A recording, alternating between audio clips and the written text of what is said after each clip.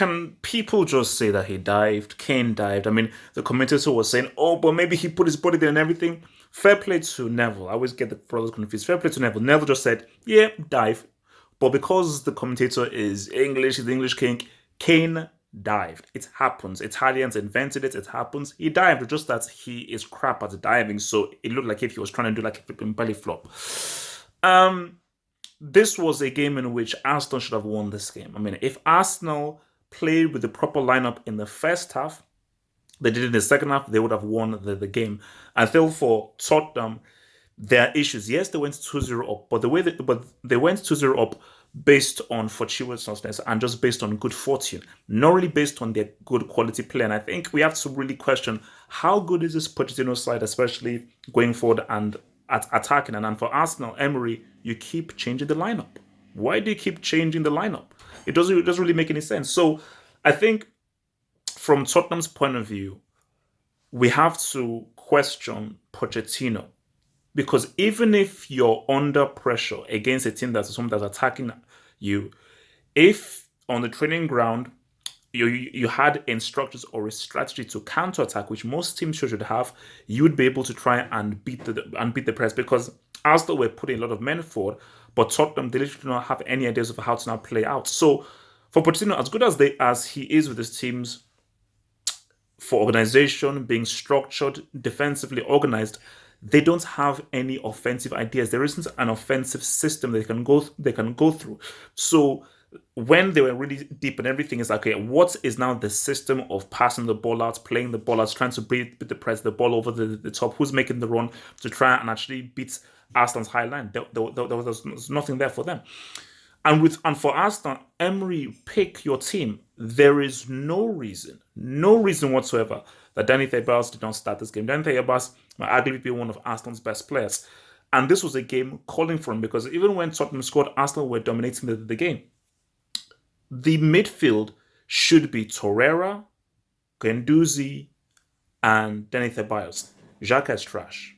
They do this trash. I don't know really what Xhaka actually brings into the team. Like he doesn't bring anything actually good or positive into the flipping team because he gives away fouls. Zero creativity, isn't great at keeping the ball, and it's not really that great at a DM. So Xhaka has been stealing a living for ages, and his captain makes no sense. It's almost similar to the whole Ashley Young thing, where Ashley Young is one of the worst players in the world and is a flipping captain.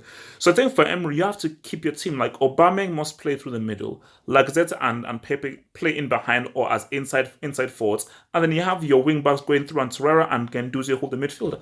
I thought Guendouzi was probably the best player in the game.